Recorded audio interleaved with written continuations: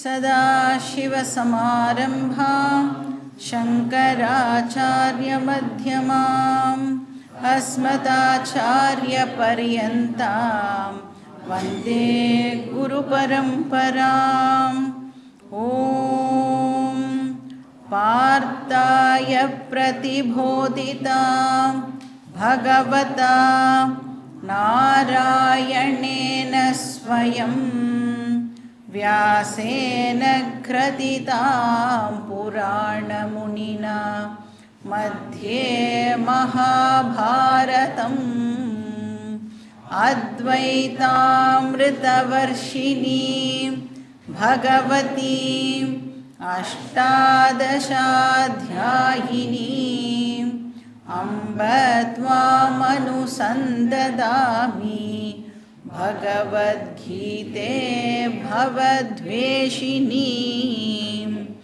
वसुदेवसुतं देवं कंसचाणूरमर्दनं देवकी परमानन्दं कृष्णं वन्दे जगद्गुरुं। मूकं करोति वाचालं पङ्गुं लङ्घयते गिरिं यत्कृपातमहं वन्दे परमानन्दमाधवम्। ॐ सहना भवतु सहनो भुनक्तु सह वीर्यं करवावहै तेजस्विनावधीतमस्तु मा विद्विषावहै। ॐ शान्ति शान्ति शान्तिः। हरिः ॐ श्री गुरुभ्यो नमः। हरिः ॐ।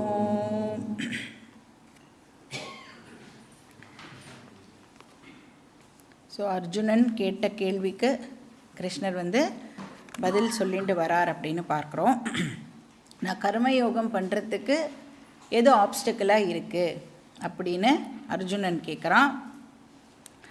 அதுக்கு பகவான் இப்போது காம அண்ட் குரோத அது ரெண்டும் தான் ப்ராப்ளம் அப்படின்னு ஆன்சரை கொடுக்குறார். ஸோ காம குரோதன்னு சொல்லலாம், இல்லைனா ராகத்வேஷ அப்படின்னும் நாம் அதை சொல்லலாம்.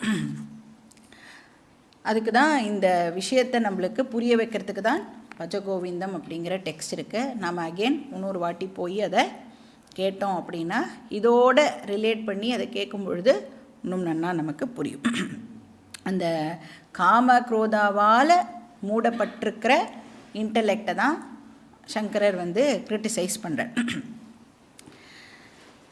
இப்போ எதை லைஃப்பில் நாம் ப்ரையாரிட்டியாக வச்சுக்கணும், அர்த்த காமவா தர்ம மோக்ஷவா? ஸோ இங்கே கன்ஃபியூஷன் நம்ம எல்லாருக்கும் ஏற்படுறது. அதாவது ராங்காக ஏன் நம்மளுடைய புத்தி டிசைட் பண்ணுறது அப்படின்னா பிகாஸ் ஆஃப் காம குரோத. ஸோ அர்த்த காம இதெல்லாம் ஓகே, ஆனால் எப்படி இருக்கணும்னா செகண்டரியாக இருக்கணும். இப்போது கட்டோபனிஷத் இந்த அர்த்த காமாவை பிரேயஸ்ன்னு சொல்கிறது, தர்ம மோக்ஷாவை ஸ்ரேயஸ்ன்னு சொல்கிறது. அப்போ ஒரு இன்டெலிஜென்ட் பர்சன் எதை இம்பார்ட்டண்ட்டுன்னு நினைப்பான்னா ஸ்ரேயஸ் தான் இம்பார்ட்டண்ட் அப்படின்னு நினைப்பான். ஸோ இந்த கிளாரிட்டி யாருக்கு இருக்கோ அவனை சாஸ்திரம் விவேகி அப்படின்னு சொல்கிறது. இந்த கிளாரிட்டி தான் ஒருத்தருக்கு இருக்கணும் அப்படின்னு நாம் 2வது சாப்டர் படிக்கும் பொழுதும் பார்த்தோம். விவசாயாத்மிகா புத்திஹி ஏகேக குரு நந்தன, அந்த ஒன் பாயிண்டட்னஸ், அந்த கோலில் ஃபஸ்ட்டு கிளாரிட்டி ஆனது நமக்கு இருக்கணும். இப்போ இதே ஒரு அவிவேக்கியாக இருந்தான் அப்படின்னு சொன்னால் அவனுக்கு அர்த்த காம பிரதானமான ஒரு வாழ்க்கையை அவன் வாழ்வான். ஸோ இங்கே கிருஷ்ணர் என்ன சொல்கிறார், நீ வேறு எதையெல்லாமோ உன்னுடைய கோலாக வச்சுண்ட அப்படின்னு சொன்னால் நீ அகெயின் இந்த காம குரோத ப்ராப்ளமில் திருப்பியும் மாட்டிகிட்டே இருக்க போகிற. ஏன்னா எது பேசிக் ப்ராப்ளம், அஜ்ஞானம்ங்கிறது பேசிக் ப்ராப்ளமாக இருக்கிறதுனால காம குரோத அப்படிங்கிறது அதனுடைய ப்ராடக்டாக இருக்குது. காம குரோதம் இருக்கிறதுனால நம்ம வந்து எது வந்து என்னுடைய வாழ்க்கையில் ப்ரையாரிட்டி அப்படிங்கிறத டிசைட் பண்ண தெரியாமல் நாம் வேறு ஏதோ விஷயங்களுக்கெல்லாம் ப்ரையாரிட்டி கொடுத்துட்டுருக்கோம். அப்போ அதே விஷயங்களுக்கெல்லாம் ப்ரையாரிட்டி கொடுத்துட்டே இருந்தோன்னா காமக்ரோத ப்ராப்ளம் ஆட்டோமேட்டிக்காக இருந்துகிட்டே தான் இருக்க போகிறது. ஸோ இந்த காம அப்படிங்கிறதே எதனால் ஏற்படுறது அப்படின்னா, இப்போ நான் வந்து என்ன ஒரு இன்கம்ப்ளீட் பர்சன்னு நினச்சிட்டு இருக்கேன். எனக்கு வந்து அந்த மன நிறைவு இல்லாததுனால தான் நான் எதையும் அடையணும் அப்படின்னு சொல்லி நிறையா ஆசைகளை நான் வந்து ஏற்படுத்திக்கிறேன். என்னெல்லாமோ நான் வந்து ட்ரை பண்ணுறேன். ஸோ அப்படிலாம் ட்ரை பண்ணி நான் ஒரு நாள் கம்ப்ளீட்டாக ஆகிடுவேன் அப்படின்னு நினைக்கிறேன். அப்போ ஒருத்தர் ஒரு விதமாக அதை ட்ரை பண்ணுறோம். ஒருத்தர் வந்து நினைக்கிறா நிறைய பணம் சம்பாதிச்சா நான் கம்ப்ளீட் ஆகிடுவேன். ஒருத்தர் என்ன நினைப்பா, நிறைய ரிலேட்டிவ்ஸை வச்சுக்கணும் நம்ம, அப்போ தான் ஐ ஆம் கம்ப்ளீட் அப்படின்னு நினைப்பா. இப்போ ஒருத்தர் வந்து இல்லை எனக்கு பசங்க இருக்கா, அது மூலமாக எனக்கு அந்த கம்ப்ளீட்னஸ் கிடைக்கும். இப்படி எல்லாம் நாம் டிஃப்ரெண்ட்டாக நினைக்கிறோம். ஆனால் கிருஷ்ணர் சொல்கிறார், இதெல்லாம் வந்து ஒரு பேசிக்காக அந்த இருக்கிற ப்ராப்ளமை நீ அட்ரஸ் பண்ணாமல் இந்த காம அப்படிங்கிற விஷயம் உன்னை விட்டு போகாது. அண்ட் நம்ம பார்த்தோம், குரோதாவை பற்றி ரொம்ப அவர் டிஸ்கஸ் பண்ணலை. ஏன்னா நிறைவேறாத காமாதான் குரோதாவாக வந்து கன்வெர்ட் ஆகிறது அப்படின்னு பார்த்தோம். ஸோ நமக்கு வந்து டிசையரை டேக்கிள் பண்ண தெரிஞ்சிடுது அப்படின்னா இன்டைரக்டாக நாம் வந்து கோபத்தையும் வந்து டேக்கிள் பண்ணலாம். ஸோ இப்போ இந்த காமாவை ஹேண்டில் பண்ணுறதுக்கு கிருஷ்ணர் வந்து நம்மளுக்கு 3 மெத்தட்ஸை சஜஸ்ட் பண்ணுறார். அதாவது இந்த 3 மெத்தட்ஸும் எப்படி அப்படின்னா, ஃபஸ்ட் எய்டு மாதிரி, நாட் பர்மனெண்ட் சொல்யூஷன், ஆனால் ஃபஸ்ட் எய்ட். அப்படின்னா ஃபஸ்ட் எய்ட் பண்ணிவிட்டு எங்கே போகணும், ஹாஸ்பிட்டலுக்கு கூட்டிகிட்டு போகணும். ஸோ முதல்ல ஃபஸ்ட் எய்டு, அதுக்கப்புறம் ஹாஸ்பிட்டல். ஸோ என்ன ஃபஸ்ட் எய்டு அப்படின்னா 3 விஷயம் சொல்கிறேன். ஒன்று வந்து தமஹா, ரெண்டாவது ஷமஹா, மூணாவது விவேகா. தமஹா அப்படின்னா என்ன, இதெல்லாம் ஆல்ரெடி நம்ம வந்து கேள்விப்பட்டிருக்கிற வார்த்தைகள் இல்லை. தமஹானா சென்ஸ் ஆர்கன்ஸை டிசிப்ளின் பண்ணுறது, இந்திரிய நிகிரகம் அப்படின்னு படிச்சிருக்கோம். தமக்கஹ அப்படின்னு கேள்விப்பட்டிருக்கோமா எங்கேயாவது? எந்த டெக்ஸ்ட்டில் படிச்சிருக்கோம்? தத்துவபோதா. இப்போ இங்கே என்ன சொல்கிறார், உன்னுடைய கண் இருக்குது, சக்ஷுர் இந்திரியம் இருக்குது. கண் பார்க்கறத எல்லாம் உன்னுடைய மைண்டுக்குள்ளே அனுப்பக்கூடாது அப்படின்னு கிருஷ்ணர் வந்து சஜஷன் கொடுக்குறார். அப்போ நான் தான் டிசைட் பண்ணோம் என் மைண்டுக்கு எதை அனுப்பலாம் எதை அனுப்பக்கூடாது அப்படிங்கிறத நான் இப்போது டிசைட் பண்ணணும். அப்போது ஒரு ஃபில்டரை க்ரியேட் பண்ணு அப்படின்னு சொல்கிறேன். எதெல்லாம் என்டர் ஆகணும் எதெல்லாம் என்டர் ஆகக்கூடாது அப்படிங்கிறத நீ டிசைட் பண்ணி பார்க்குற விஷயத்தை எல்லாத்தையும் நீ மாட்டுக்கு அலோவ் பண்ணிடாதே அப்படின்னு சொல்கிறார். So without permission no admission. அந்த மாதிரி நீ இப்போது பார்த்துக்கோ. என்ன வேணும்னாலும் உள்ளே போடுறதுக்கு உன்னுடைய மனசு குப்பை தொட்டி கிடையாது. முதல்ல அதை நாம் அண்டர்ஸ்டாண்ட் பண்ணிக்கணும். ஸோ அப்படி நாம் வந்து அந்த டிசிப்ளினை ஃபாலோ பண்ணுறதுக்கு பேர் தமஹா, இந்திரிய நிகிரகம். இப்போ ஒன்ஸ் என்னுடைய மனசில் சில விஷயங்கள் என்டர் ஆகிடுது அப்படின்னு சொன்னால், என்ன தான் ஃபில்டர்லாம் போட்டாலும் அந்த இன்ஃபில்ட்ரேஷன்லாம் நடக்கும்ல, பார்டரில் செக்யூரிட்டிலாம் டைட்டாக இருந்தாலும் வேலிக்குள்ளே அப்படிலாம் நைஸாக அந்த ரேடாரில் மாட்டாமல் உள்ளெல்லாம் வந்துடுவாள்ல, அந்த மாதிரி ஏதோ விஷயங்கள் வந்து இப்போது உள்ளே நுழைஞ்சிடும். அப்போ அது என்ன ஆகும், அது ரிலேட்டடாகவே இப்போ வந்து மைண்டு வந்து தாட்ஸை ஜென்ரேட் பண்ண ஆரம்பிக்கும். மறுபடியும் வந்து அது சிந்திக்க ட்ரை பண்ணும். அப்போ என்ன பண்ணுறோம் அப்படின்னா, நமக்கே தெரியாமல் நாம் வந்து ஒரு கனவு உலகத்தில் இப்போ வாழ ஆரம்பிக்கிறோம். இதெல்லாம் நம்ம பண்ணிகிட்டு இருக்கோம், நமக்கு இதெல்லாம் பண்ணுறோன்றது கூட தெரியாமல் இதெல்லாம் ஆக்சுவலாக பண்ணிகிட்டு இருக்கோம். ஒரு கனவு உலகத்தை க்ரியேட் பண்ணி வாழ்ந்துட்டுருக்கேன், அதையும் நீ இப்போ ரெகுலேட் பண்ணணும் அப்படின்னு கிருஷ்ணர் சொல்கிறார்.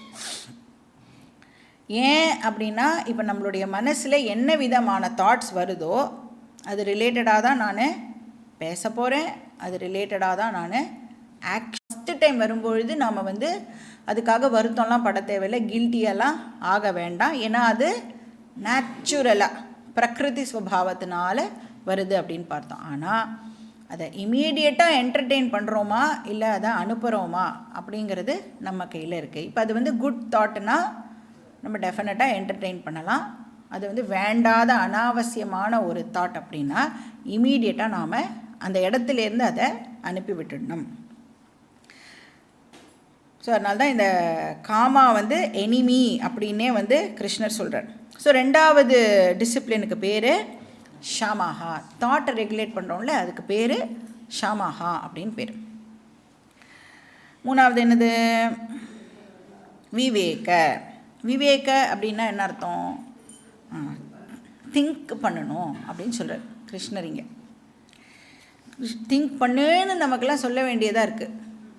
ஏன்னா பாதி நேரம் நாம் திங்க் பண்ணுறதே இல்லை.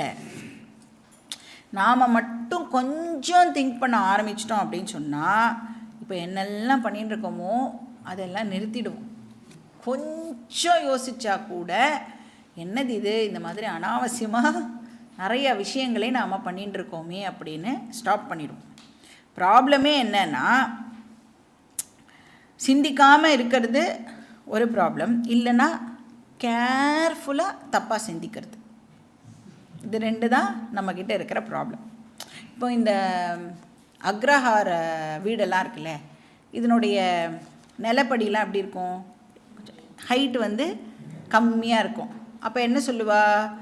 பார்த்து போனோம் பார்த்து போனோம் அப்படின்னு சொல்லுவாள். இப்போ வந்து யாரோ வீட்டுக்குள்ளே இருக்கிற ஒரு டால் பர்சன், இப்போ அக்ரஹார வீடு எங்கே எப்படி இருக்கும்? இங்கேருந்து ஆரம்பித்து 2 தெருவுக்கு ஒரு வீடு இருக்கும் இல்லை, புழக்கடை வரைக்கும் இப்படி பின்னாடி வரைக்கும் போகும். இப்போ அங்கேருந்து ஒரு பர்சன் வந்து வீட்டு வாசலுக்கு வரணும் அப்படின்னு சொன்னால், அண்ட் அந்த பர்சன் டாலாக இருக்கான்னு வச்சுக்கோ.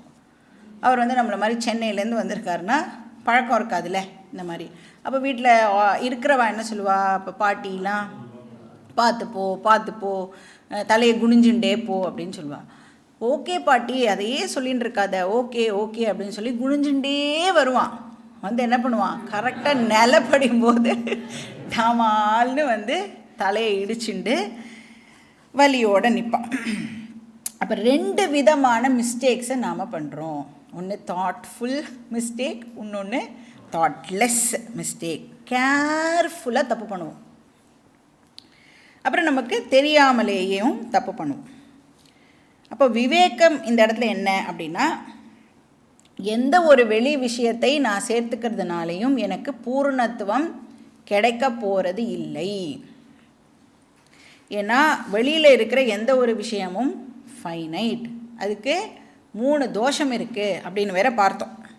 இப்போ ஃபைனைட் ப்ளஸ் ஃபைனைட் இன்ஃபினிட் ஆகாது.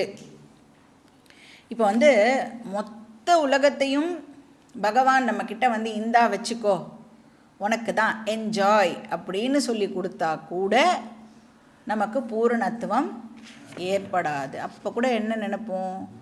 நமக்கே இவ்வளோ கொடுத்துருக்காரு, அப்போ இது தவிர வேறு ஏதோ ஒன்று இருக்கும் போல இருக்கே அப்படின்னு அந்த அதிருப்திகரத்துவம் இருக்குல்ல. ஏன்னா அதான் தோஷம். என்டையர் வேர்ல்டில் அந்த தோஷமானது இருக்குது. இப்போ நச்சிகேதஸ் அப்படின்னு அந்த 8 வயசு பையன் கட்டோபனிஷத்தில் லிட்ரலி யமதர்மராஜா எல்லாத்தையுமே அவனுக்கு கொடுக்குறாரு. உனக்கு என்ன வேணுமோ அதை நீ வந்து எடுத்துக்கோன்னு சொல்கிறார். ஆனால் அவன் என்ன சொல்கிறான்? ந வித்தேன தர்ப்பணியோ மனுஷ்யா, எவ்வளவு வித்தம் இருந்தாலும் இந்த மனுஷனுக்கு திருப்தி அப்படிங்கிறது மட்டும் ஏற்பட போகிறது இல்லை அப்படின்னு 8 வயசுக்கு அவன் சொல்கிறான். அந்த வித்தம்னா இந்த இடத்துல பொசஷன், என்னெல்லாம் வச்சுன்னு இருக்கோமோ அது. இப்போ கல்யாணம் பண்ணிண்டா கம்ப்ளீட் ஆகிடுவேன், நான் வந்து செக்யூர்டாக ஃபீல் பண்ணுவேன் அப்படின்னு கல்யாணம் பண்ணிக்கிறோம். ஆனால் கல்யாணம் பண்ணினதுக்கப்புறம் என்ன தெரியுது? ஸ்பௌஸுடைய இன்செக்யூரிட்டியும் சேர்ந்து டபுள் இன்செக்யூரிட்டியாக இப்போ ஆகிறது. குழந்தைகள்லாம் பிறந்தா செக்யூரிட்டி கிடைக்கும்னு நினைக்கிறோம், ஆனால் அவளுடைய இன்செக்யூரிட்டியும் இப்போ நம்மளோட சேர்ந்துடுறது. சரி, நிறைய பணம் சேர்த்து வச்சா அது கடைசி காலத்துக்கு நமக்கு வந்து செக்யூரிட்டியை கொடுக்கும் அப்படின்னா கஷ்ட காலம் அந்த பணத்துக்கே நான் தான் செக்யூரிட்டி கொடுக்க வேண்டியிருக்கு. அது என்னை காப்பாற்றுறதுக்கு பதிலாக அந்த பணத்தை நான் காப்பாற்றின்னு இருக்கேன் இல்லையா? எங்கே இன்வெஸ்ட் பண்ணுறது, எப்படி இன்வெஸ்ட் பண்ணால் அது பத்திரமா இருக்கும். என்ன மாதிரியான ஒரு மேட் வேர்ல்டில் நாம் வந்து வாழ்ந்துட்டுருக்கோம் பாருங்க. அப்போ பகவான் சொல்கிறார், கொஞ்சம் நீ இதெல்லாம் யோசிச்சா கூட உனக்கு இதெல்லாம் யோசிக்கிறதுக்கு என்ன பிஹெச்டி பண்ணோம், எந்த சப்ஜெக்டில் பிஹெச்டி பண்ணணும், ஒன்றுமே பண்ண வேண்டாம். Common sense is the most uncommon thing in the world அப்படின்னு அதனால தான் சொல்கிறா போல இருக்குது. காமன் சென்ஸை நாம் யூஸ் பண்ணுறது இல்லை. ஸோ இந்த அர்த்த காம விஷயம் வந்து டெஃபினட்டாக நமக்கு பிரச்சனையை கொடுக்க போகிறது. அது எவ்வளோ நீங்கள் அக்வயர் பண்ணாலும் உங்களுக்கு அது செக்யூரிட்டியை கொடுக்க போகிறது இல்லை. இது வந்து ஃபஸ்ட்டு நமக்கு நன்னா புரியணும். இந்த அண்டர்ஸ்டாண்டிங்க்கு பேர் விவேகா. எனக்குள்ளதான் அந்த செக்யூரிட்டி இருக்குது அப்படின்னு இப்போ சாஸ்திரம் சொல்லி கொடுக்குறது அப்படின்னா நான் தான் அந்த security or source of security, ever செக்யூராக நான் தான் இருக்கணும் அப்படிங்கிற அறிவு நமக்கு ஏற்படணும். நமக்குள்ளே தான் அந்த பீஸ் இருக்குது அப்படின்னா நான் தான் சோர்ஸ் ஆஃப் பீஸாக இருக்கணும். அப்போ ஐ ஆம் எப்படி இருக்கணும், எய்தர் ஐ ஆம் எவர் ஃபுல்லாக இருக்கணும், இல்லைன்னா ஐ ஆம் நெவர் ஃபுல். இது ரெண்டில் ஏதாவது ஒன்றா தான் நான் இருந்தாகணும். இப்போ எனக்கு தெரியறது நான் வந்து எவ்வளவோ சேர்த்துக்க ட்ரை பண்ணுறேன், ஃபுல்லே ஆக மாட்டேங்கிறது இல்லையா? அப்போது அந்த விவேகமானது நமக்கு இருக்கணும். வெளியில் இருக்கிற விஷயங்களை அக்வயர் பண்ணுறது மூலமாக எனக்கு ஃபுல்னஸ் கிடைக்க போகிறது இல்லை. அப்போ தமஹா, ஷமஹா, விவேகா, இது மூணும் வந்து ஃபஸ்ட் எய்ட் அப்படின்னு சொல்கிறார். தமஹாங்கிறது சென்ஸ் ஆர்கன்ஸ் லெவலில் பண்ணுறது, ஷமஹாங்கிறது மைண்டு லெவல், விவேகாங்கிறது புத்தி. இதில் எது ஃபஸ்ட்டு ஸ்டெப்பு அப்படின்னா ஆர்டரையும் வந்து கிருஷ்ணர் நமக்கு இங்கே சொல்கிறார். தமஹா தான் ஃபஸ்ட்டு. அதுலேயும் தமஹானா சென்ஸ் ஆர்கன்ஸ், அதுலேயும் ஃபஸ்ட்டு எதை கண்ட்ரோல் பண்ணோம் அப்படின்னா நாக்கு. நாவடங்கினால் நாளும் அடங்கும். ஒரு சென்ஸ் ஆர்கனை கண்ட்ரோல் பண்ணால் பாக்கி எல்லாம் ஆட்டோமேட்டிக்காக அடங்கும். அது என்ன சென்ஸ் ஆர்கன்? நாக்கு. ஸோ தஸ்மாத் துவம் இந்திரியான் ஆதௌ அப்படின்னு சொல்கிறார். இந்திரியான் ஆதௌ நியம்ய. ஆதௌனா முதல்ல உன் சென்ஸ் ஆர்கன்ஸை முதல்ல டிசிப்ளின் பண்ணுறதுக்கு ஆரம்பி, அது ஸ்டார்ட் பண்ணு. அப்படி பண்ணி பாப்மானம் பிரஜகி ஏனம், அந்த காம ப்ராப்ளமை ஹேண்டில் பண்ணு. பாப்மானம்னா இந்த இடத்துல காமானால் நம்மளுக்கு ஏற்படுற ப்ராப்ளம். நியமியான ரெகுலேட் பண்ணு அப்படின்னு அர்த்தம். ஆதோன்னா ஃபஸ்ட்டு நீ இந்திரியங்களை முதல்ல ரெகுலேட் பண்ணு.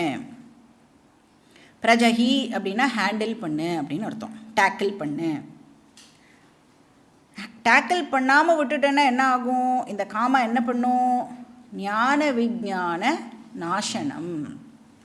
அது வந்து உனக்கு கர்மயோகத்துக்கும் அப்ஸ்டக்கலாக இருக்க போகிறது, ஞான யோகத்துக்கும் அப்ஸ்டக்கலாக இருக்க போகிறது. ஞானம் விஞ்ஞானம் ரெண்டையும் அது அழிச்சிடும். ஸோ ஞானம்னா என்ன, விஞ்ஞானம்னா என்னன்னு லாஸ்ட் கிளாஸில் பார்த்தோம்ல. ஞானம்னா ஆத்மா, விஞ்ஞானம்னா நான் தான் அந்த ஆத்மா. அதனால நீ இப்போது இந்த காமத்தை ஹேண்டில் பண்ணியே ஆகணும் அப்படின்னு ஃபஸ்ட் எய்டை இந்த ஸ்லோகத்தில் சொன்னார். ஸ்லோகா நம்பர் 42 படிக்கலாம். இந்திரியாணி பரான் யாஹுஹு இந்திரியேப்யஃ பரம் மனஹ மனசஸ்து பரா புத்திஹ யோ புத்தே பரதஸ்து சஹா.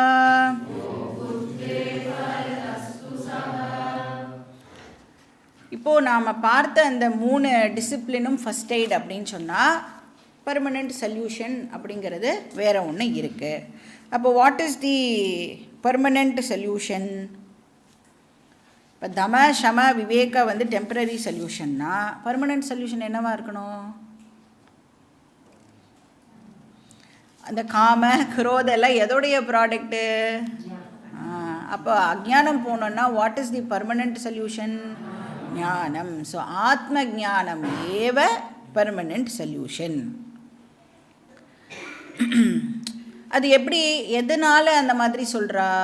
ஏன் ஆத்ம ஜானம் தான் பர்மனெண்ட் சொல்யூஷன் அப்படின்னா, இப்போ இந்த காமகா இருக்குல்ல, அது வந்து எதனுடைய வெளிப்பாடு அப்படின்னா, ஏன் வந்து எனக்கு ஒரு விஷயத்து மேலே ஆசை ஏற்படுறது?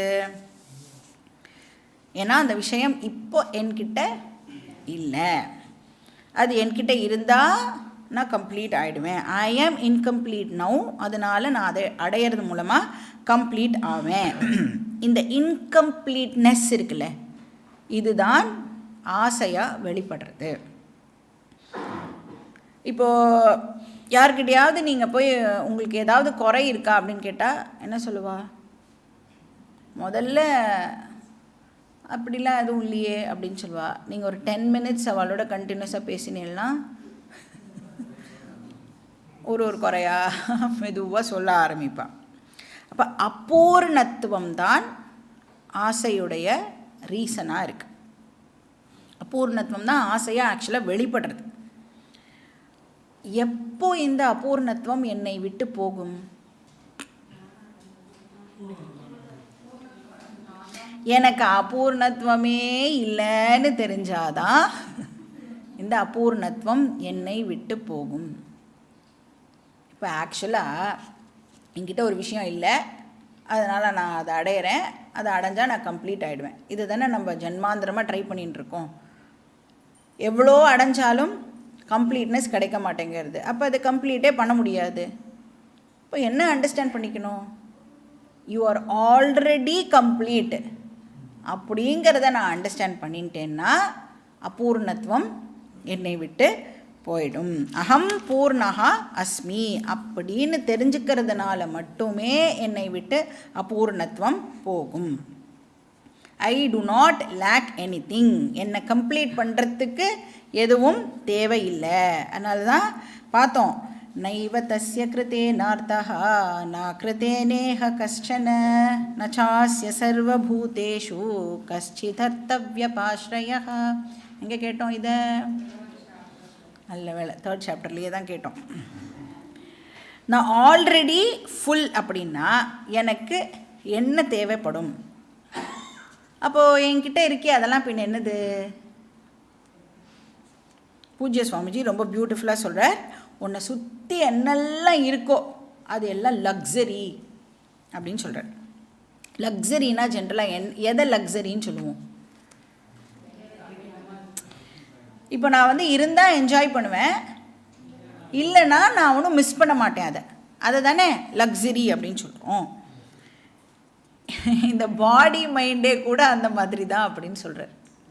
அதுவே லக்ஸரி தான். ஸோ சுற்றி இருக்கிறது எல்லாமே நீடு, நெசசிட்டி அப்படின்னு நினைக்கும் பொழுது தான் பாண்டேஜ் ஏற்படுறது. என்னை சுற்றி இருக்கிறது எல்லாமே லக்ஸரி அப்படின்னு நினச்சா எங்கே இந்த பாண்டேஜ் வரும்? ஐ ஆம் ஆல்ரெடி ஃப்ரீ. இருந்தால் யூஸ் பண்ணுவேன், இல்லைனா யூஸ் பண்ண மாட்டேன். இப்போ பகவான் வந்து நல்ல கண், காது, மூக்கு இதெல்லாம் கொடுத்துருக்காரு. இதெல்லாமே என்னது? லக்ஸரி. எப்போ இதோட வேல்யூ நமக்கு தெரியும்? ஒன்று ஒன்றா ஃபங்க்ஷன் பண்ணுறதை நிறுத்தும் பொழுது தான் அதனுடைய அருமை நமக்கு புரியும். அப்போ இருக்கிறது எல்லாமே பிளெஸ்ஸிங். அகம் பூர்ணஹா. அந்த அகம் பூர்ணஹா தான் மோக்ஷம். அது எப்போ பாசிபிள் ஆகும்னா ஆத்ம ஞானத்தினால மட்டுமே. அப்போ 42, 43 இந்த 2 ஸ்லோகத்துலேயும் ஆத்ம ஞானம்தான் அல்டிமேட் சொல்யூஷன் அப்படின்னு கிருஷ்ணர் சொல்கிறார். எந்த ப்ராப்ளம்க்கு இது அல்டிமேட் சொல்யூஷன்? நம்ம எந்த ப்ராப்ளம் பற்றி இப்போ பேசிகிட்டு இருக்கோம்? காம குரோத ப்ராப்ளமுக்கு ஆத்ம ஞானம் தான் அல்டிமேட் சொல்யூஷன். இப்போ ஆத்ம ஞானம் பற்றி கிருஷ்ணர் பேசணும் அப்படின்னு சொன்னால் ஆத்மாவை பற்றி இப்போ அவர் டிஃபைன் பண்ணி ஆகணும். ஆத்மானா என்ன, அதோட டெஃபினேஷனை தான் இந்த ஸ்லோகத்தில் சொல்கிறேன். ஸோ இந்த ஸ்லோகமும் வெரி வெரி இம்பார்ட்டண்ட் ஸ்லோகம். ஸோ இந்த ஸ்லோகத்தை கிருஷ்ணர் கட்டோபனிஷத்துலேருந்து பாரோ பண்ணிட்டு இருக்கார் அப்படின்னு சொல்லலாம். கட்டோபனிஷத்துடைய மந்திரத்தையே எடுத்து நமக்கு இங்கே ஸ்லோகமாக கொடுத்துருக்கார். கட்டோபனிஷத்தில் என்ன வருதுன்னா, இந்திரியேபிய பராஹிர்த்தா அர்த்தேபிய பரம் மனஹா மனசஸ்து பரா புத்திஹி புத்தேராத்மா மகான் பரஹ மகதஃப் பரம் அவ்யக்தம் அவ்யக்தாத் புருஷஃப் பரஹ புருஷான்ன பரம் கிஞ்சித் சா காஷ்டா சா பராகதிஹி. ஸோ 2 மந்திரத்தை கிருஷ்ணர் என்ன பண்ணியிருக்கார், ஒரே ஒரு ஸ்லோகமாக நமக்கு கண்டென்ஸ் பண்ணி கொடுத்துருக்கார். இப்போ இது ஒரு யுனீக் மெத்தடில் நம்மளுக்கு சொல்கிறதுக்கு ட்ரை பண்ணுறேன். இப்போ இந்த யுனீக் மெத்தடுக்கு பேர் என்ன அப்படின்னா அருந்ததி தரிசன நியாயம் அப்படின்னு பேர். அருந்ததி தரிசன நியாயம். நியாயம்னா மெத்தட். டீச்சிங்கில் நிறைய மெத்தடாலஜிஸ்லாம் யூஸ் பண்ணுவோம்ல, அதில் one of the teaching methodologies Arundhati தரிசனம். நமக்கு தெரியும்ல, எப்போ பண்ணுவோம், கல்யாணம் போது அருந்ததியை தரிசனம் பண்ணணும் அப்படின்னு சொல்லுவாள். ஜென்ரலாக நட்சத்திரம்லாம் எப்போ தெரியும், ஆனால் எப்போ நம்மளை பண்ண சொல்லுவா, எல்லாம் சட்டுப்புட்டுன்னு வேலையை முடிச்சுட்டு சத்திரத்தெல்லாம் காலி பண்ணிட்டு கிளம்பணும். எப்போ ராத்திரி வரும்னு வெயிட் பண்ணி உனக்கு அருந்ததியெல்லாம் காமிச்சு என்றைக்கு முடியறது. ஆக்சுவலி எப்போ அருந்ததி பார்க்கணுன்னா ராத்திரியில் தான் பார்க்க ட்ரையாவது பண்ணலாம். சும்மா பாருன்னுவா, ஒன்றும் பார்க்கலாம் முடியாது. ஸோ ஏன் அருந்ததி தரிசன நியாயம்னு பேருனா, அருந்ததியை டைரெக்டாக நம்மளால் பார்க்க முடியாது. ஏன் அப்படின்னா அது கண்ணுக்கு தெரிகிற மாதிரி பெருசாக பளிச்சுன்னுலாம் தெரியாது, அதனால டைரெக்டாக பார்க்க முடியாதுன்னு சொல்கிறோம். அப்போ என்ன பண்ணுவா, ஃபஸ்ட்டு எதுலேருந்து ஆரம்பிப்பா அப்படின்னா, நிலா இருக்கா அப்படின்னு சொல்லி எது இருக்கிறதுலேயே ஒரு பெரிய லூமினஸ் ஆப்ஜெக்டோ அதை காமிச்சு, நிலா உனக்கு தெரியறதா, தெரியறது, அது அருந்ததி இல்லை. இப்போ நீ என்ன பண்ணு, அதுக்கு பக்கத்தில் அப்படியே சைடில் வந்தேன்னா இன்னும் ஒரு குட்டியாக ஒரு நட்சத்திரம் தெரியறது பாரு அப்படின்னு சொல்லுவோம். தெரியறதா அப்படின்னு கேட்டால் நம்ம என்ன சொல்லணும், தெரியலனா கூட இப்போது தெரியறது அப்படின்னு சொல்லுவோம். அப்போ அது அருந்ததியா, இல்லை, அதுக்கும் பக்கத்தில் பார்த்தேன்னா இன்னும் சின்னதாக இருக்கு பாரு, அதுதான் அருந்ததி அப்படின்னு சொல்லுவாள். ஸோ இப்படி ஸ்தூலமாக இருக்கிற ஒரு விஷயத்தை வச்சு சூக்ஷ்மமாக கண்ணுக்கு தெரியாமல் இருக்கிற ஒரு விஷயத்துக்கு கூட்டிகிட்டு போகிறதில்ல, அதுக்கு பேர் அருந்ததி தரிசன நியாயம். இதையே சாக்கச்சந்திர நியாயம் அப்படின்னு சொல்லுவாள். பிரான்ச்சை வச்சு, ஷாக்கானா மரத்தினுடைய கிளைகள், அப்போ அந்த மரத்தினோட கிளைக்கு நடுவில் அது தெரியறது பார், அதுக்கு பக்கத்தில் இது இருக்கு பார் அப்படின்னு அந்த மாதிரி ஸ்தூலமான ஒரு விஷயத்துலேருந்து சூக்ஷ்மமான ஒரு விஷயத்துக்கு நம்மளை கூட்டிகிட்டு போகிறதுக்கு பேர், அந்த டீச்சிங் மெத்தடாலஜிக்கு பேர் அருந்ததி தரிசன நியாயம். இப்போ இந்த மெத்தடை வேதாந்தம் இப்போது ஆத்மாவை ரிவீல் பண்ணுறதுக்கு ஸ்டெப் பை ஸ்டெப் நம்மளை எடுத்துகிட்டு போகிறது. ஸோ இதை அருந்ததி தரிசன நியாயம்னு சொல்லலாம். இல்லைன்னா இப்போ ஆத்மாவை இது ரிவீல் பண்ண போகிறது அப்படிங்கிறதுனால வேறு என்னன்னும் இதை சொல்லலாம். நம்ம ஆல்ரெடி இதை பார்த்துருக்கோம். இப்போது ஸ்தூலமாக இருக்கிற ஒரு விஷயத்துலேருந்து சூக்ஷ்மமாக இருக்கிற ஒரு விஷயத்துக்கு கூட்டிகிட்டு போகிறது அப்படின்னு சொன்னால் எதை வச்சு நம்மளுக்கு வேதாந்தம் அதை சொல்லி கொடுக்கறது, பஞ்சகோஷ விவேகம். கரெக்டா? பஞ்சகோஷானா என்னன்னு தெரியலையே அப்படின்னு சொல்லக்கூடாது. அன்னமய, பிராணமய, மனோமய, விஞ்ஞானமய, ஆனந்தமய பார்த்துருக்கோம்ல. அப்போ அன்னமயிலேருந்து ஆரம்பித்து நம்மளை ஆத்மாவுக்கு கூட்டின்னு போகிறது. ஏன்னா அன்னமய நல்லா கண்ணுக்கு தெரியற ஸ்தூலமாக இருக்கிற ஒரு விஷயம். ஸ்தூல சரீரம்னே எதுக்கு பேர், அதுக்கு நல்லா பார்க்கக்கூடிய ஆப்ஜெக்டிஃபை பண்ணுற அளவுக்கு நல்லா கண்ணுக்கு தெரிகிற மாதிரி இருக்குது. ஸோ இங்கே பரா அப்படிங்கிற வார்த்தை யூஸ் பண்ணப்பட்டிருக்கு. பரானா சுப்பீரியர் அப்படின்னு அர்த்தம். அந்த கிரடேஷனை காமிக்கிறதுக்காக பராங்கிற வார்த்தை யூஸ் பண்ணப்பட்டிருக்கு. இதை விட இது சுப்பீரியர், இதை விட அது சுப்பீரியர் அப்படின்னு. ஸோ இருக்கிறதுலையே எது சுப்பீரியர் மோஸ்ட் அப்படின்னா ஆத்மா, அதான் ஃபைனல். ஸோ இந்த பரா அப்படிங்கிற வார்த்தைக்கு அகெயின் நிறையா சிக்னிஃபிகன்ஸும் இருக்குது. சங்கரர் அவருடைய பாஷ்யத்தில் எழுதுகிறார், சுப்பீரியர் அப்படின்னு எதை நாம் சொல்கிறோமோ, அதாவது பரஹா அப்படின்னு எதை நம்ம சொல்கிறோமோ அது டெஃபினட்டாக எப்படி இருந்தாகணும்னா சூக்ஷ்மமாக இருக்கும் அப்படின்னு சொல்கிறார். சூக்ஷ்மம்னு சொன்னால் சட்டில், கண்ணுக்கு தெரியாத. இப்போது இந்திரியங்கள் உடம்பை விட சுப்பீரியர் அப்படின்னு சொன்னால் சென்ஸ் ஆர்கன்ஸ் இருக்குல்ல, இப்போ காதை விட காது கேட்கும் சக்தி உயர்ந்தது, கரெக்டாக? அதனால தான் காது இருக்கும், கேட்குற சக்தி இல்லாமல் போடுது. அப்போ காதை விட கேட்குற சக்தி உயர்ந்தது அப்படின்னா உடம்பை விட இந்திரியங்கள் இப்போது உயர்ந்தது. ஸோ சுப்பீரியராக எது ஒன்று இருக்கோ அது எப்படி இருக்கும்? சூக்ஷ்மமாக இருக்கும். காது இருக்குது, ஃபிசிக்கல் காது, கேட்குற சக்தி எப்படி இருக்குது? கண்ணுக்கு தெரியாமல் சூக்ஷ்மமாக இருக்குது. இது ஒரு பாயிண்ட். நெக்ஸ்ட்டு அதோடைய வியாபகத்தன்மை இருக்குல்ல, அது எது சூக்ஷ்மமாக இருக்கோ அதனுடைய வியாபகத்தன்மையும் டெஃபினட்டாக ஜாஸ்தியாக இருக்கும். இப்போ பிருத்திவி, ஜலம், அக்னி, வாயு, ஆகாஷம் இப்படின்னு எடுத்துட்டா எதுக்கு வியாபகத்தன்மை ஜாஸ்தி? ஆகாசத்துக்கு தான் வியாபகத்தன்மை ஜாஸ்தி. ஏன்னா அது வாயுவை விட சட்டில், சூக்ஷ்மம். அதனால்தான் ஆகாசம் எங்கே இருக்கு?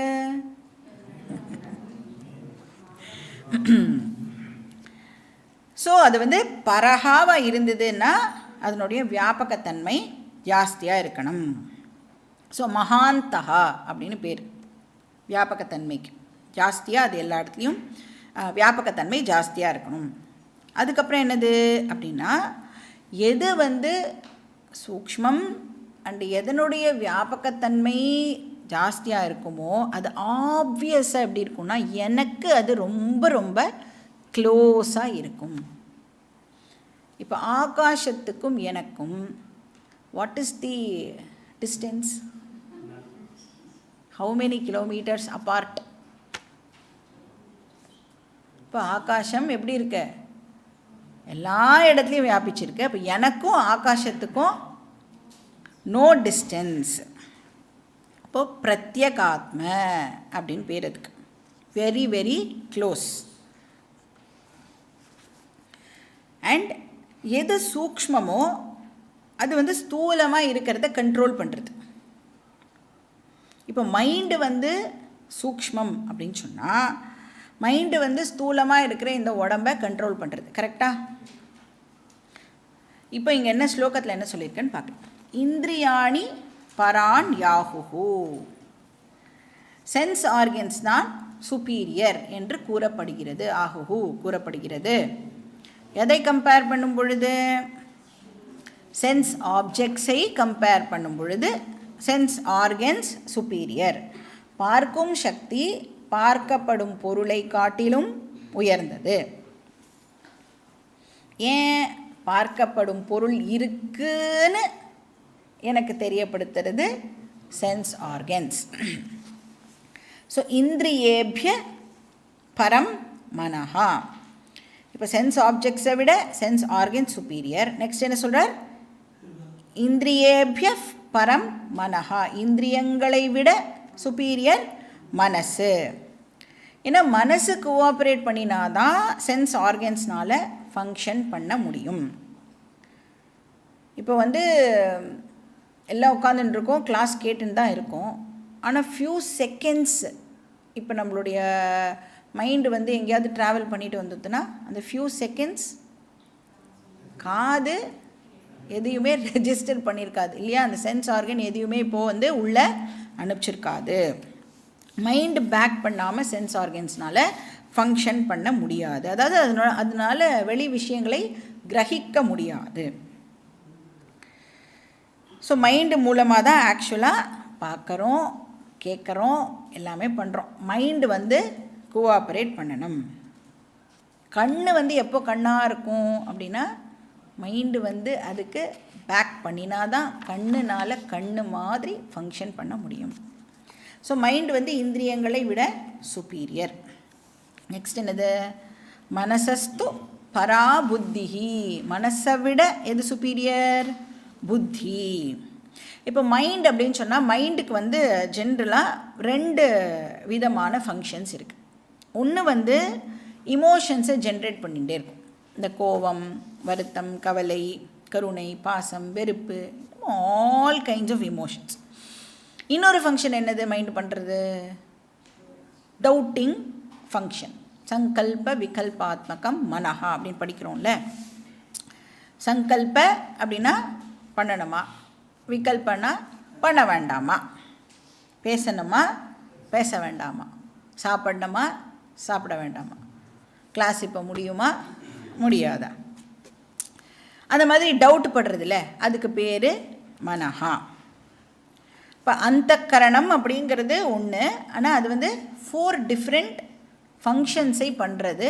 அந்த டிஃப்ரெண்ட் ஃபங்க்ஷன்ஸை பண்ணும்பொழுது அதுக்கு 4 டிஃப்ரெண்ட் நேம்ஸ் வந்து கிடைக்கிறது. மனஹா, புத்தி, சித்தம், அகங்காரம் அப்படின்னு 4 விதமான ஃபங்க்ஷன்ஸை அது பண்ணுறது. இப்போ டவுட்டிங் தாட்ஸ் வந்தது அப்படின்னா அந்தக்கரணம் இப்போது மனசாக ஃபங்க்ஷன் பண்ணின்னு இருக்கு அப்படின்னு அர்த்தம். ஏதாவது இமோஷன்ஸ் எல்லாம் இப்போது ஜென்ரேட் ஆகுறதுன்னா அந்தக்கரணம் வந்து மனசாக ஃபங்க்ஷன் பண்ணின்னு இருக்கு. பட் இங்கே என்ன சொல்கிறா? மனசை விட புத்தி சுப்பீரியர். ஏன்? புத்தி என்ன பண்ணுறது? டிசைடு பண்ணுறது. போகலாமா வேண்டாமா அப்படின்னு இந்த மனசு டவுட் பட்டின்ண்டே இருக்கும் பொழுது புத்தி என்ன பண்ணுறது? அந்த இடத்துக்கு வந்து ஒரு ஃபுல் ஸ்டாப் வைக்கிறது. அந்த டவுட்டுக்கு எது ஃபுல் ஸ்டாப் வைக்கிறது? அப்போ அது தானே கண்ட்ரோல் பண்ணுறது. அந்த டவுட்டை வந்து முடித்து வச்சு இது தான் அப்படின்னு டிசைட் பண்ணுறதுனால மனசை விட சுப்பீரியர் புத்தி. அப்போ அந்த டவுட்டை எதனால் நாம் கண்ட்ரோல் பண்ணுறோம்? அறிவுனால் அந்த டவுட் வந்து இப்போது கண்ட்ரோல் பண்ணப்படுறது. இப்போ புத்தியில் தான் அறிவு இருக்கும் இல்லையா? புத்திக்கு தான் அந்த திங்கிங் பவர் ஆனது இருக்குது.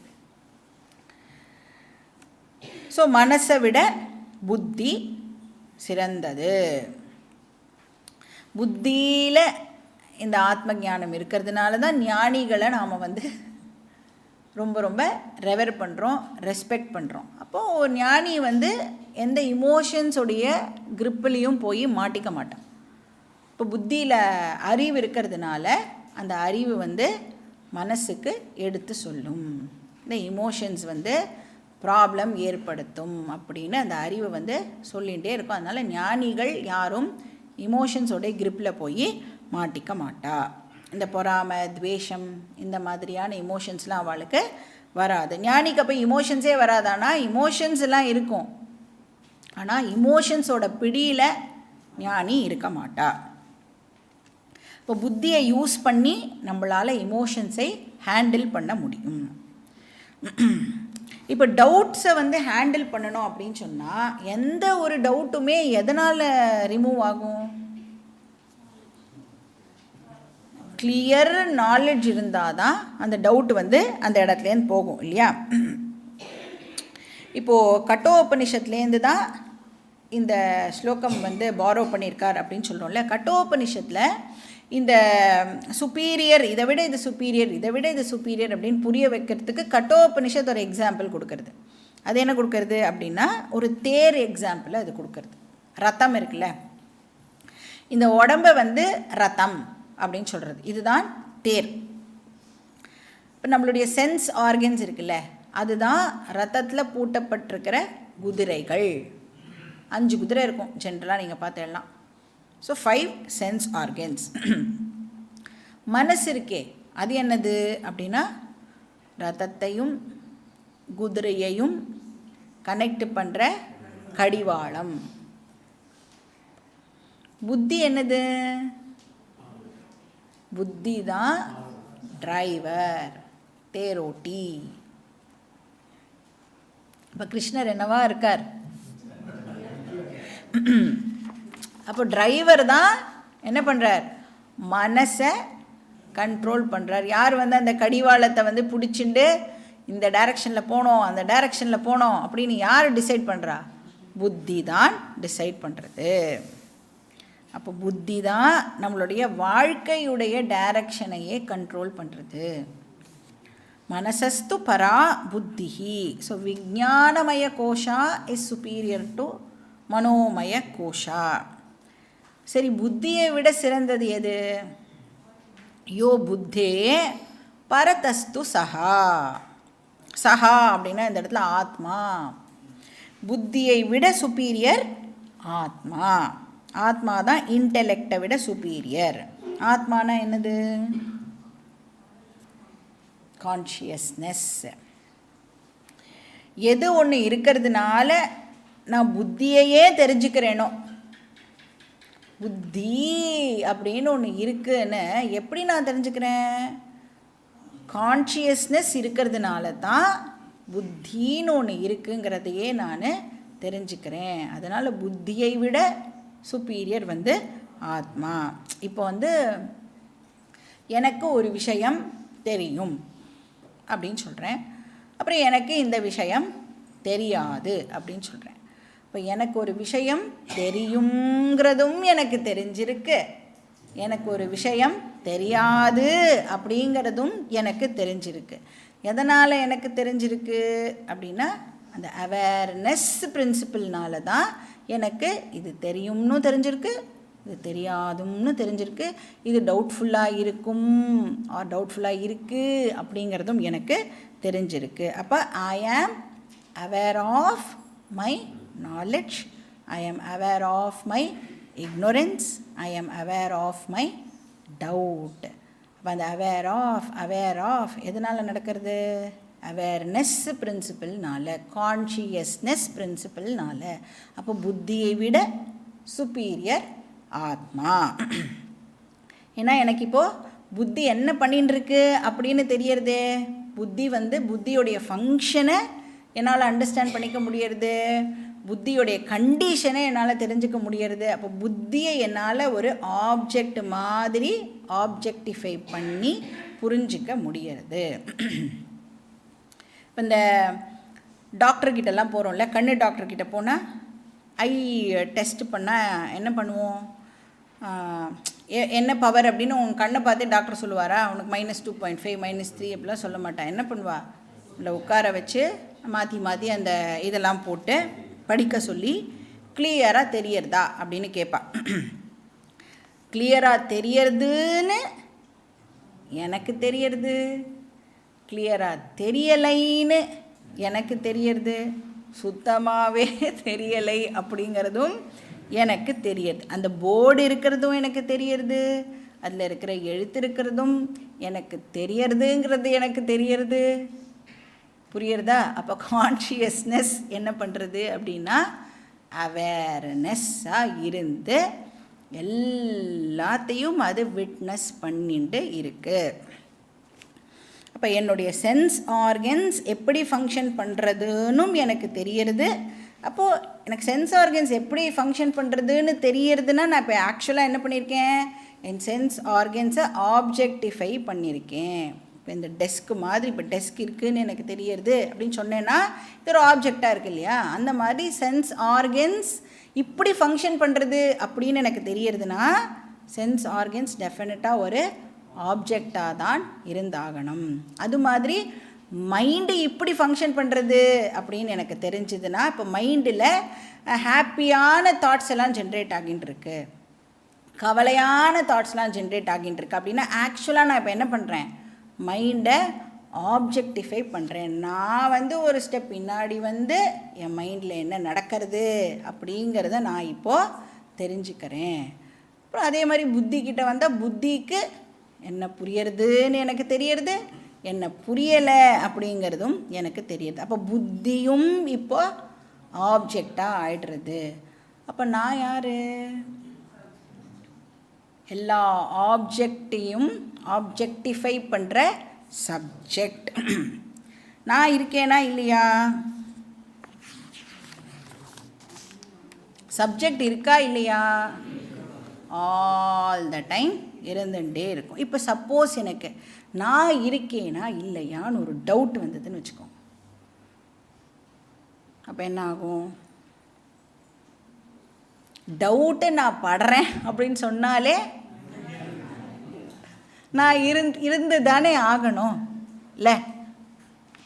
இப்போ அந்த ஃபோட்டோகிராஃப் மாதிரி தான்.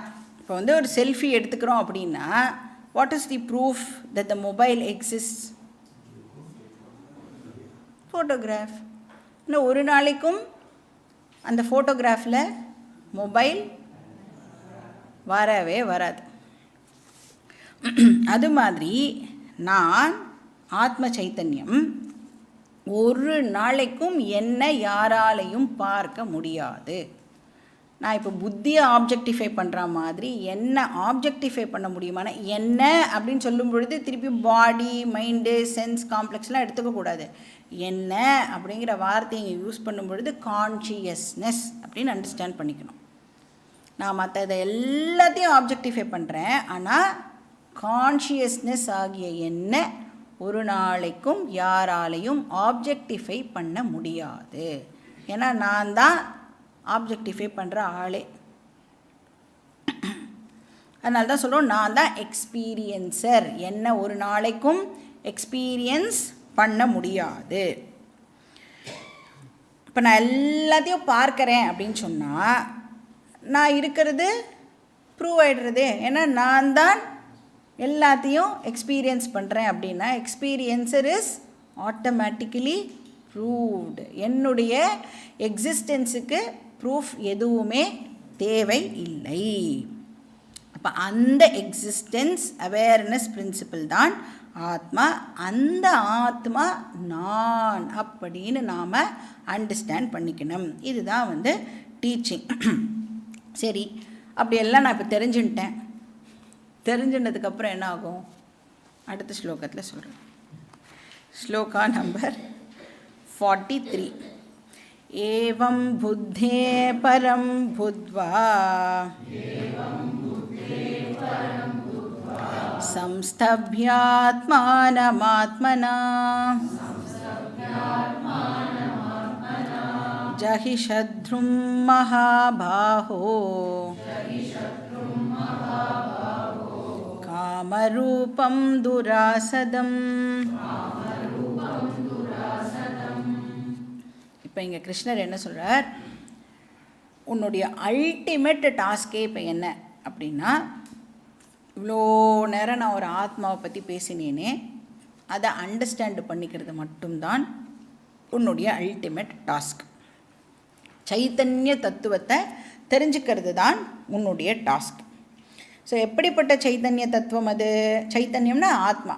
எப்படிப்பட்ட ஆத்மா அது? புத்தேஹே பரம், புத்தியை விட சுப்பீரியர் ஆனது இது. புத்தியோடைய கண்டிஷனையே தெரிஞ்சுக்கிற சப்ஜெக்ட் ஆத்மா இது. இப்போ இந்த கான்ஷியஸ்னஸ் பற்றி அந்த 5 பாயிண்ட் இருக்கே, அது ஞாபகம் இருக்கா? கான்ஷியஸ்னஸோட 5 பாயிண்ட்டு என்னது? கான்ஷியஸ்னஸ் வந்து இந்த பாடியோட பார்ட்டோ ப்ராடக்டோ ப்ராப்பர்ட்டியோ கிடையாது. கான்ஷியஸ்னஸ் ஒரு இண்டிபெண்ட் என்டிட்டி. அது என்ன பண்ணுறது? இந்த பாடியை பர்வேட் பண்ணி இந்த பாடிக்கு சென்ஷியன்ஸி கொடுக்கறது. 3வது பாயிண்ட் என்னது? லாஸ்ட் கிளாஸில் 3வது பாயிண்ட்டை நான் மிஸ் பண்ணிட்டேன். பாடியை தாண்டியும் கான்ஷியஸ்னஸ் வந்து பர்வேட் ஆகிறது. அது பாடியோட லிமிட் ஆகிறது இல்லை. 4வது பாயிண்ட் என்னது? பாடியே போனாலும் கான்ஷியஸ்னஸ் கண்டினியூ ஆகும். 5வது பாயிண்ட் என்ன? அப்படி கண்டினியூ ஆகிற கான்ஷியஸ்னஸை ஒரு அப்ராப்ரியேட் மீடியம் இல்லாமல் நம்மளால் ரெக்கக்னைஸ் பண்ண முடியாது.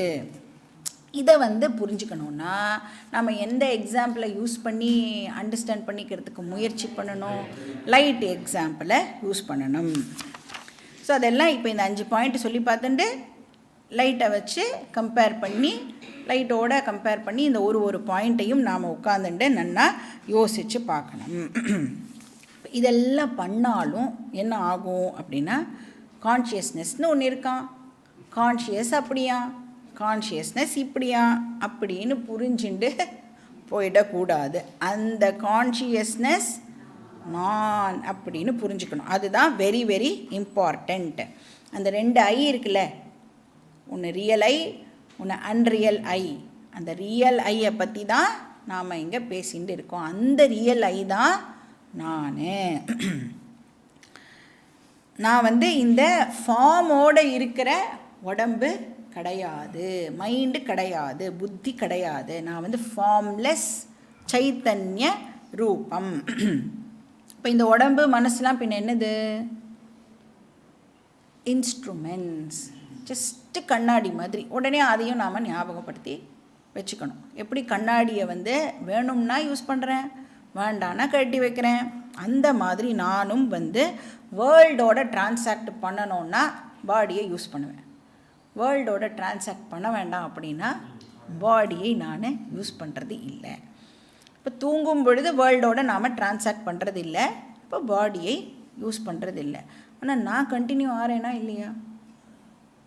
நான் கண்டினியூ ஆகிறேன். நான் தூங்கும் பொழுது இல்லாமல் போகிறது இல்லை. அப்படி மட்டும் நான் இல்லாமல் போயிட்டேன்னா தூங்கிறது அப்படிங்கிற ஒரு விஷயத்தை யாருமே வந்து பண்ண மாட்டோம். இப்போ இந்த எப்பவுமே கான்ஸ்டண்ட்டாக இருக்கிற இந்த ஐ இருக்குல்ல, இதை தான் சாட்சி சைத்தன்யம் அப்படின்னு நமக்கு டீச்சிங் சொல்கிறது. ஸோ நான் வந்து மனசு கிடையாது, பாடி கிடையாது, புத்தி கிடையாது.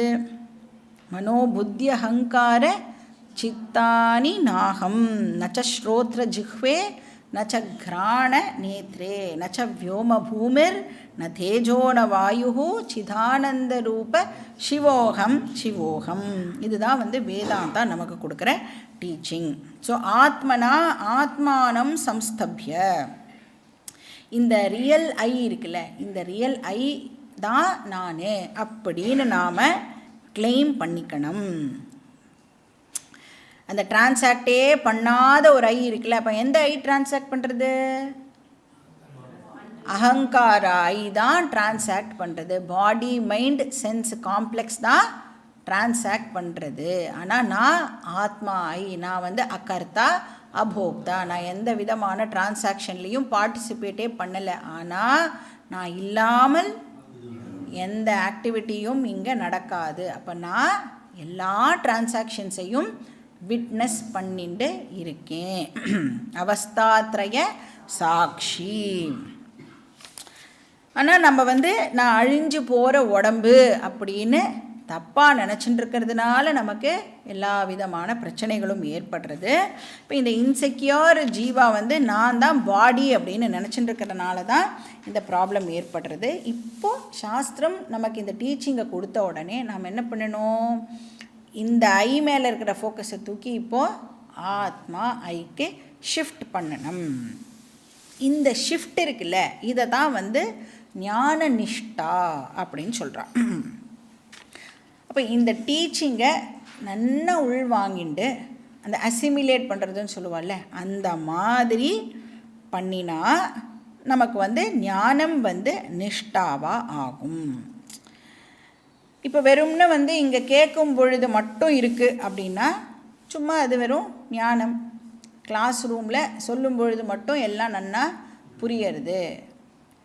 செப்பலான் கிளாஸ் கான் அப்படின்னா என்ன அர்த்தம்? கிளாஸ் அவுட்டு வெளில போனதுக்கப்புறம் எந்த சொன்னது எதுவும் நமக்கு ஞாபகம் இருக்கிறது இல்லை. அப்படி இருந்தால் அது என்ன பிரயோஜனம் இல்லை? இங்கே இருக்கும்போது நன்னா இருக்கும், அப்புறம் வெளியில் போன உடனே பிரச்சனைகள் வரும். இப்போ அந்த மாதிரி இருக்கக்கூடாது. ஸோ என்ன சொல்கிறார் அப்படின்னா, நீ எப்பப்பெல்லாம் முடியுமோ அப்பப்பெல்லாம் இந்த டீச்சிங்கை ஞாபகப்படுத்திக்கோ, இன்வோக் பண்ண. நாலேஜ் வந்து நமக்கு எப்போ ஹெல்ப்ஃபுல்லாக இருக்கணும் அப்படின்னா, வேணுங்கிற சமயத்தில் அந்த நாலேஜ் இருக்கணும். வேணுங்கிற சமயத்தில் அது ஹெல்ப் பண்ணலைன்னா அந்த நாலேஜ் இருந்து என்ன பயன் இல்லையா? அப்போது வேணுங்கிற சமயத்தில் எனக்கு நாலேஜ் வந்து ஹெல்ப் பண்ணணுன்னா அந்த நாலேஜு நான் கூப்பிட்டா வரா மாதிரி நான் வச்சுக்கணும். நாம் வந்து என்ன பண்ணுவோம், கிளாஸுக்கு வாரம் வந்து சும்மா அங்கே ஒன்று இங்கே ஒன்று கேட்டுண்டு எங்கேயோ அது நம்மளுடைய அந்தக்கரணத்தில் ஏதோ ஒரு மூலையில் இருக்கும். பட் அப்போ கூப்பிட்டா எப்படி வரும்? அதுக்கு மேலே அத்தனை அதர் விஷயங்கள் போட்டு வச்சுருக்கோம். அதெல்லாம் தள்ளிண்டு அது அப்படியே மேலே வரத்துக்குள்ளே ப்ராப்ளம் முடிஞ்சு வேறு ஒரு ப்ராப்ளம் நமக்கு வந்திருக்கும். இப்போ கூப்பிட்ட உடனே அது வரணும் அப்படின்னா, ஹேண்டியாக அந்த நாலேஜ் எனக்கு இருக்கணும் அப்படின்னா, எத்தனை வாட்டி நான் இதே விஷயங்களை கேட்டு அசிமிலேட் பண்ணியிருந்தா எனக்கு இந்த ஞானம் வந்து எப்போ ஹெல்ப்ஃபுல்லாக தேவைப்படுற நேரத்தில் அது அவைலபிளாக இருக்கணும். அதனால் இங்கே என்ன சொல்கிறார்,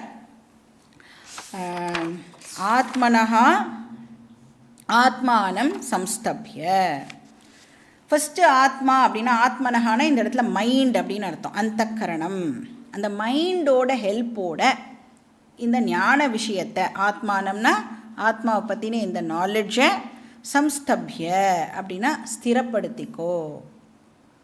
மறுபடியும் கேட்டு நீ நன்னா அதில் அந்த ஸ்டெட்ஃபாஸ்ட் அப்படின்னு சொல்லுவோம்ல, ஸ்டடியாக இருக்கிறது.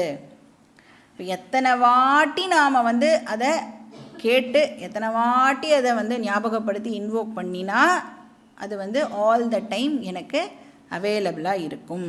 ஸோ ஜஹி சத்ரும் மகாபாகோ, ஹே அர்ஜுனா, எனிமியை நீ இப்போ கான்குவர் பண்ணு அப்படின்னு சொல்கிறார். ஜஹினா கான்குவர் பண்ணு. யார் எனிமி? காமரூபம் துராசதம் சத்ரும். அந்த துராசதம் அப்படின்னா ரொம்ப ரொம்ப பொல்லாதுன்னு அர்த்தம், நமக்கு பிரச்சனை கொடுக்கக்கூடியது அப்படின்னு அர்த்தம்.